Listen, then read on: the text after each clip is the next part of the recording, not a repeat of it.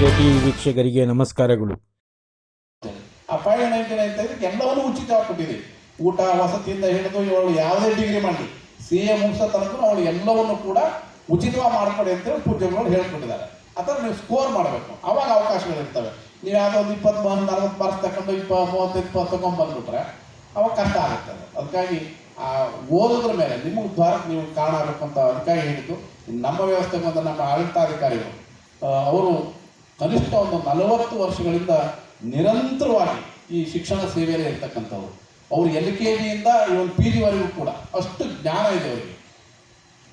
ಅವರಿಗೆ high school middle school level ಮಕ್ಕಳುಗಳ ಮನಸ್ಥಿತಿ ಹೇಗಿರುತ್ತೆ, ಆ ಪೋಷಕರ ಮನಸ್ಥಿತಿ ಹೇಗಿರುತ್ತೆ, ಹಾಗೆ ಹೈಸ್ಕೂಲಿಗೆ ಬಂದರೆ ಹೈಸ್ಕೂಲ್ ಮಕ್ಕಳುಗಳ ಮನಸ್ಥಿತಿ ಹೇಗಿರುತ್ತೆ, ಮತ್ತು ಆ ಮಕ್ಕಳ ಆ ಪೋಷಕರ. Thank you. ಜೈ ಶ್ರೀ ಗುರುದೇವ್. ನಾನು ರಮೇಶ್ ರೆಡ್ಡಿ ಅಂತೇಳಿ BGS ಕಾಲೇಜು ಪ್ರಿನ್ಸಿಪಾಲ್ರು. ಇವತ್ತು ನಮ್ಮ ಕಾಲೇಜು ವತಿಯಿಂದ ಸ್ವಸ್ತಿ 2026 ಅಂತ ಹೇಳ್ಬಿಟ್ಟು ಈ ಹೊಸ ಮಕ್ಕಳು ಫಸ್ಟ್ PUCಗೆ ದಾಖಲಾತಿ ಆಗಿರೋ ಮಕ್ಕಳಿಗೆ ಇವತ್ತು ಇನಾಗ್ರೇಷನ್ ಮಾಡಿದ್ದೀವಿ. ಈ ಇನಾಗ್ರೇಷನ್ ಸಂಬಂಧಪಟ್ಟಂಗೆ ಸ್ವಾಮೀಜಿ ಮಂಗಳನಾಥ ಸ್ವಾಮೀಜಿ ಬಂದಿದ್ದರು. ಜೊತೆಗೆ ನಮ್ಮ chief administrative officer Shivaram Reddy sir ಬಂದಿದ್ದರು. ಪ್ರೋಗ್ರಾಮು ತುಂಬ ಅಚ್ಚುಕಟ್ಟಾಗಿ ನೀಟಾಗಿ ನಡ್ಕೊಂಡು ಹೋಗಿದೆ. ಆ ಪ್ರೋಗ್ರಾಮಲ್ಲಿ ಇವಾಗ ಮಾಡಿರೋ ಉದ್ದೇಶ ಏನಂದರೆ ಹೊಸ ಮಕ್ಕಳಿಗೆ ಆಹ್ವಾನ ಮಾಡಿರೋದು. ಇದು new beginning of our new students.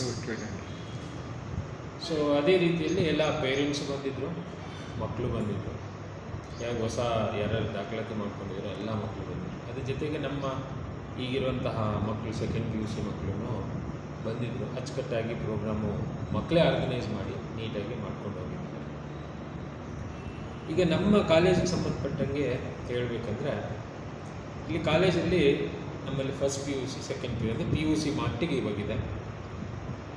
ಮುಂದೆ ಸ್ವಾಮೀಜಿ ಒಂದು ಭರವಸೆ ಕೊಟ್ಟಿದ್ದಾರೆ.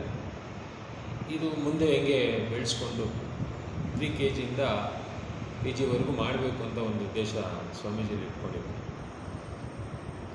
PUCಯಲ್ಲಿ ಒಳ್ಳೆ ಒಳ್ಳೆ ಫಲಿತಾಂಶ ಬಂದಿದೆ.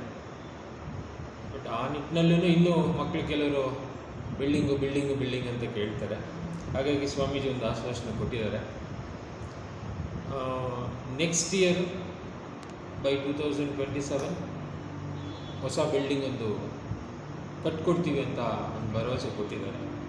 ಇರೋ ಮಕ್ಕಳು ಮುಂದೆ ಇನ್ನೂ ಜಾಸ್ತಿ ಅಡ್ಮಿಷನ್ ಆಗಲಿಲ್ಲ. ಅಡ್ಮಿಷನ್ ಅಂತೂ ಆಗಿದೆ, ಇನ್ನೂ ನಡೀತಾ ಇದೆ, ಅಡ್ಮಿಷನ್ಸ್ ನಡೀತಾ ಇದೆ. ನಮ್ಮಲ್ಲಿ PUCಯಲ್ಲಿ PCMB PCM CS ಇದೆ, ಮತ್ತು ಕಾಮರ್ಸಲ್ಲಿ ಬಂದು EABCS ಇದೆ.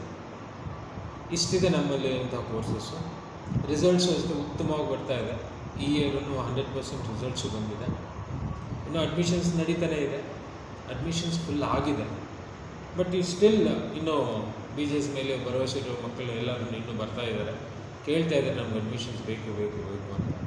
ಸೊ ಯಾರನ್ನೂ ಹಾಗೆ ಕಳಿಸ್ತಾ ಇಲ್ಲ, ಮಾಡ್ಕೊತಿದ್ದೀವಿ ಅಡ್ಮಿಷನ್ಸ್. ಯಾಕಂದರೆ ನಮ್ಮ ಮೇಲೆ ನಂಬಿಕೆ ಇಟ್ಕೊಂಡು ಬಂದಿರಬೇಕಾದ್ರೆ ನಾವು ವಾಪಸ್ ಕಳಿಸ್ಬಾರ್ದು ಅಂತ ಹೇಳ್ಬಿಟ್ಟು ತೊಗೊತಾ ಇದ್ದೀವಿ.